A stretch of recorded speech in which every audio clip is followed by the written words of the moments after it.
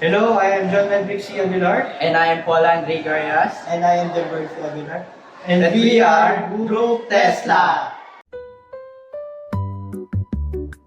In this video, we will show our robotics activities this semester, demonstrating how different components work together to create a functional system.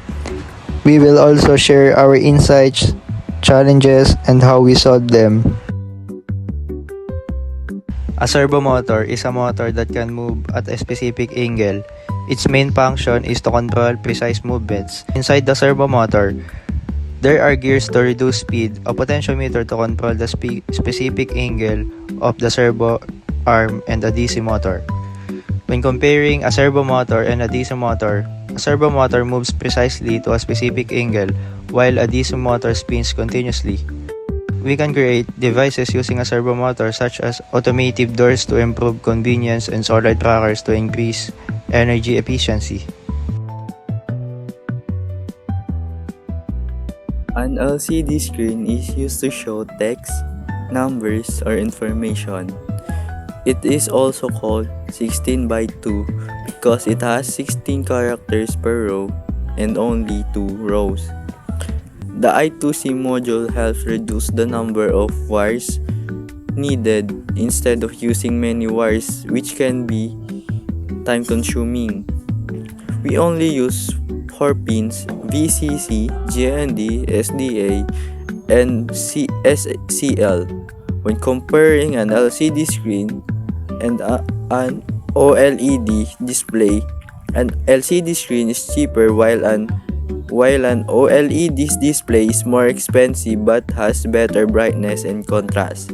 We can create devices using LCD screens such as the digital thermometer for quick and accurate temperature measurement, and an information display to provide information on the screen. An ultrasonic sensor is used to measure distance using sound waves. It is similar to a bat's echolocation because bats also use sound waves to detect objects by emitting high-frequency sounds. When comparing an ultrasonic sensor and an IR sensor, an ultrasonic sensor is better and more accurate than an IR sensor because it works well in different lighting conditions.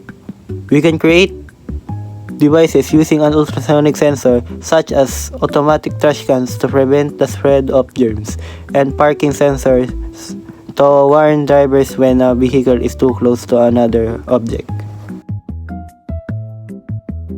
Experimented with how different components could work together to create functional system. One of the complex activities we perform involved combining the servo motor, buzzer, and ultrasonic sensor. The ultrasonic sensor detects an object or person, which triggers the servo motor to move while the buzzer sounds as an alarm. Next, we combine the LCD screen and the button. When the button was pressed, the text appeared on the screen, making the system more interactive and helpful for displaying message or information. Lastly, we combine the ultrasonic sensor and LED and buzzer. When the ultrasonic sensor detects an object or person, the LED lights up and the buzzer sound at the same time. This is useful because it provides both visual and audio alert, making the system more effective and noticeable. We experienced some problems while doing this activity. The first problem was that our servo motor wasn't moving.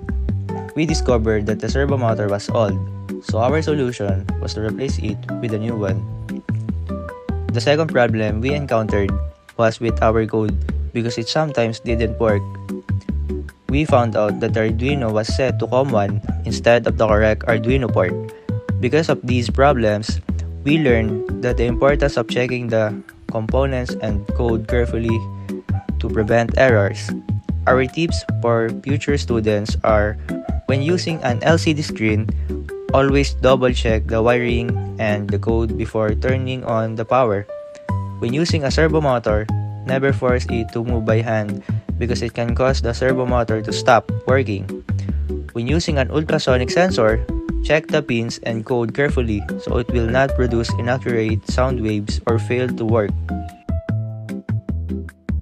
Compared to last semester, our teamwork has improved.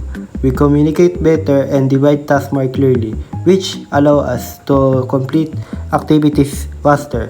We have also become more patient, responsible, and careful to prevent errors such as coding mistakes and wiring problems. Overall, Robotics 2 was challenging but very important for us. We experienced many errors in wiring and coding, but these challenges help us to learn and improve. Through teamwork and patience, we were able to understand how the components work together. We will apply the lessons we learned in this class to future projects.